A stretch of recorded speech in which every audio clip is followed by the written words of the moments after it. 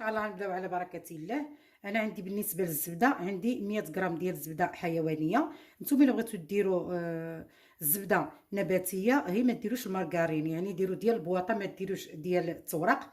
اللي كنزيد على هاد 100 غرام عندي ساشيه ديال فاني، وكنزيد واحد القباصه ديال الملح، هي واحد شويه ديال الملحه، وكنزيد 50 غرام ديال السكر كلاصي. دابا هنايا غنحاول نطلق هاد الزبده. ملي كتكون الزبده واخده الحراره ديال المطبخ راه كتجينا ساهله باش كنمعكوها مع هاد المكونات هادو. طريقه ساهله وبسيطه. كنستمروا هكا حتى كنحصلوا على واحد لابوماد. كنتمنى تبعوني حتى الاخير باش تشوفوا هاد لاطارط هادي اللي ان شاء الله غادي نصاوبوا الطارطه ديال اللوز اللي كتجي في الصراحه رائعه. وحتى الاتبنه ديالها في باتيسري الكبار راه كتكون في الصراحه الثمن اللي كيكون شويه طالع، يعني ماشي بحال واحد الحاجه اللي غنصاوبوها في الدار ديالنا وبيدينا. حاولوا ما تكونش الزبده في الثلاجه. نتوما كتشوفوا كي رجعت لنا على شكل بوماد. هنا ندخلوا السكر مزيان. غنضيفوا واحد البيضه اللي كتكون من الحجم الكبير. هنا الا بغيتوا تكملوا بالسباتول هي بهذه الطريقه هذه البسيطه. بغيتوا ديروا الباتور عادي ديروه، هي باش كتحصلوا على واحد لابوماد اللي كتكون ليس اللي كتكون رطبه. صافي غنستمر هكا. انا غنحاول نخدم بالباتور.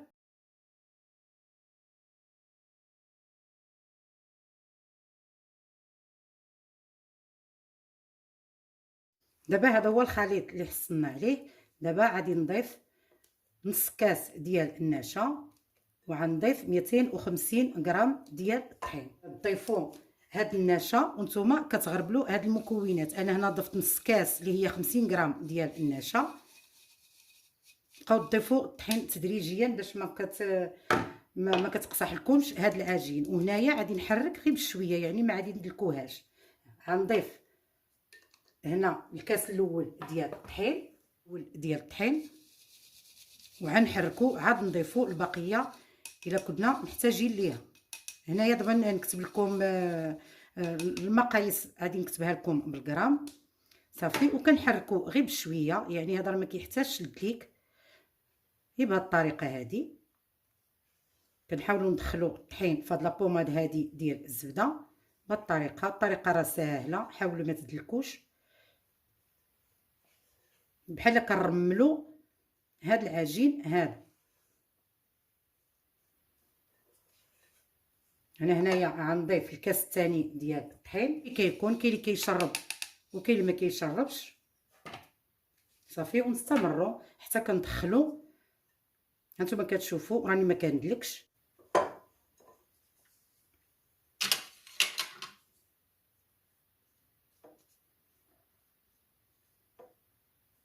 حيت الصراحه راه كتجي هاد لاطارط زوينه بزاف. لما لا نصوبوها لراسنا فوق. كنحاول غير نجمع. انا مازال هنا خصني شويه ديال الطحين. غنضيف غير واحد شويه لان راه عندنا 250 غرام ديال الطحين. هذا هو العجين بعد ما جمعناه راه ما دلكناش. حاولوا دائما ديروا له الطريقه هذه باش يتجمع شويه بلا ما كتدلكوه. دابا غناخذ واحد جوج بلاستيكات اللي نحاول نطلق فيهم العجين ديالي. من الاحسن ما تطلقوش في البابي كويسون، طلقوه في هكا في هاد جوج نيكات هادي لان كيلصق في البابي كويسون. كنحاولوا هنايا نطلقوه.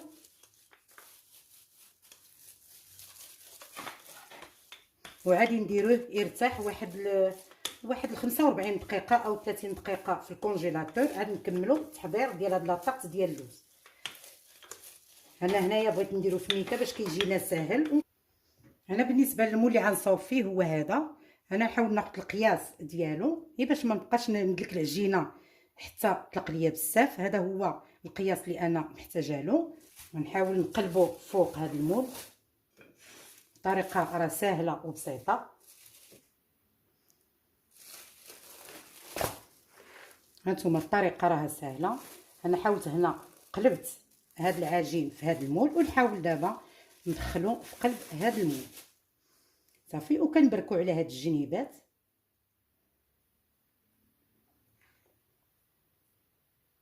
من بعد ما كنطلقوها كنحاولوا نجيب واحد السكين اللي كنحاولوا نقدوها على الطريقه هذه، طريقه سهله وبسيطه، هي كيتجي لا فينيسيون زوينه. هانتوما شفتوا الطريقه سهله.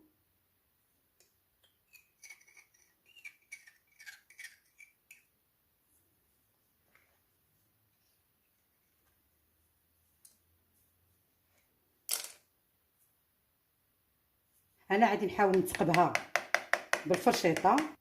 دابا من بعد ما تقبتها بالفرشيطه غادي ندخلوها الكونجيلاتور واحد 45 من 30 حتى 45 دقيقه، وعاد نخرجوها لانها راه شويه كتسخن وكتذوب الزبده. باش تجينا مزيانه ضروري نخشيوها في الكونجيلاتور واحد 45 دقيقه، ونرجع لكم ان شاء الله من بعد.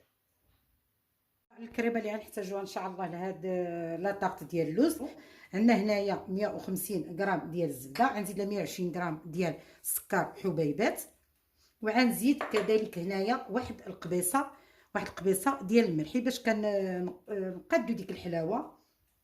ونحاولوا هنايا نحركوا هاد السكر مع هاد الزبده حتى كنحصلوا على واحد البوماد. هنا غنحركها غير شويه وغنكمل نخدم بالخلاط كهربائي، لان عندنا دابا الحال بارد شويه. الزبده واخا كتكون في لا طومبيراتور اللي كتكون ديال الكوزينه، حراره المطبخ الصراحه راه كتكون قاصحه. هنايا الا عندكم الميكرو دخلوها واحد شويه تذوب وعاد خدموا بها. انا هنايا غنحاول نحركها مزيان لانها شويه قاصحه، الحال بارد. دابا من بعد ما طلقت شويه هاد الزبده مع هاد السكر حبيبات، دابا غادي نزيد بيضه بيضه. ضروري هنايا البيض يكون من الحجم الكبير. هنايا غادي نحرك بالباتور.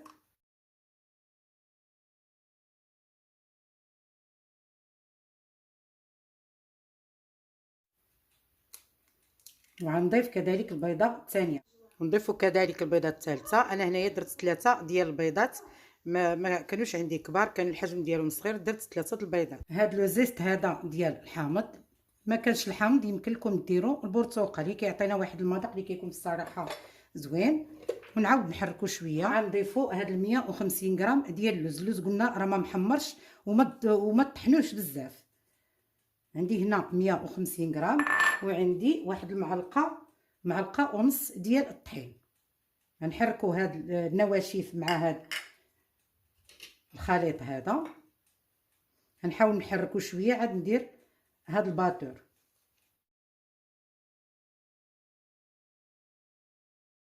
من بعد ما خلطنا هاد الخليط، هذا هو الشكل اللي حنا حصلنا عليه. انا هنايا راني درت الفران يسخن واحد ربع ساعه، شعلته غير من التحت على 180 درجه. دابا غنجبدو القالب ديالنا من الكونجيلاتور، عاد نعمروه بهاد الكريمه هادي.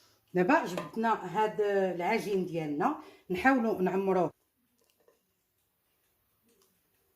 هنا الا بغيتو ديروه في شي بوش ماشي مشكل، ديروه في شي بوش وعمروا به.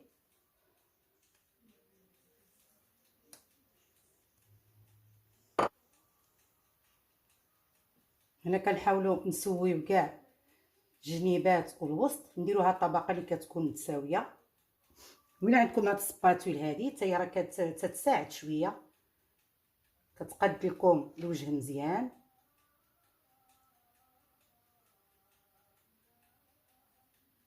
هنا من بعد ما ساليت بهاد الكريمه هادي، كناخذوا اللوز ايفيلي وكنصافيو كنديروه في الوجه وكنردوها للفران. انا هنايا راه شعلت الفران غير من التحت، غادي نحسب له 30 دقيقه، شويه كتكون بعيده على النار. وكنشعل ديك 5 دقائق اللي كتبقى ليا كنشعل من الفوق باش كتكمل الطياب وكتحمر لينا حتى من الوجه ديالها. بعد ما رشيناها باللوز ايفيلي غادي ندخلوها دابا للفران. طابت لينا لاطاغط ديالنا، هذا هو الشكل النهائي. انا استغرقت ليا 45 دقيقه لانني شعلت لها واحد 5 دقائق من الفوق باش تحمر لنا هذا اللوز. كنتمنى تعجبكم، وان شاء الله لاول خطره كيشوف القناه ديالي اللي هي عالم فاتحه ام بنات يشارك معايا في القناه ويبرك على زر الجرس باش يوصلوا كل جديد. وشكرا بزاف لكاع الناس اللي كيتابعوني.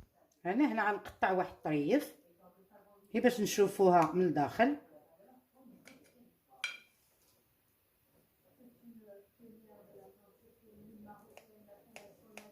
كنتمنى ان شاء الله تعجبكم وتجربوها. انا هنايا دهنتها بواحد شويه ديال الناباج. نتوما الا ما كانش الناباج دهنوها بشويه ديال الكونفيتور. ها نتوما كتشوفوا الشكل ديالها. انا هنا ما حيدتهاش من المول لان مازال سخونه. من بعد غادي نحيدها من المول. في الصراحه هاد لاطاقط هادي راه كتجي زوينه بزاف، غير ب 150 غرام ديال اللوز كتجي غزاله. حسن ما تمشيو تشريوها من لي باتيسري كطيح ماشي ما كتقامش علينا غاليه بحال الا مشينا شريناها من لي باتيسري. كنتمنى حتى نتوما تجربوها وتجيكم حتى نتوما مزيانه، وهي تبعوا المراحل كلها وان شاء الله غادي تعجبكم.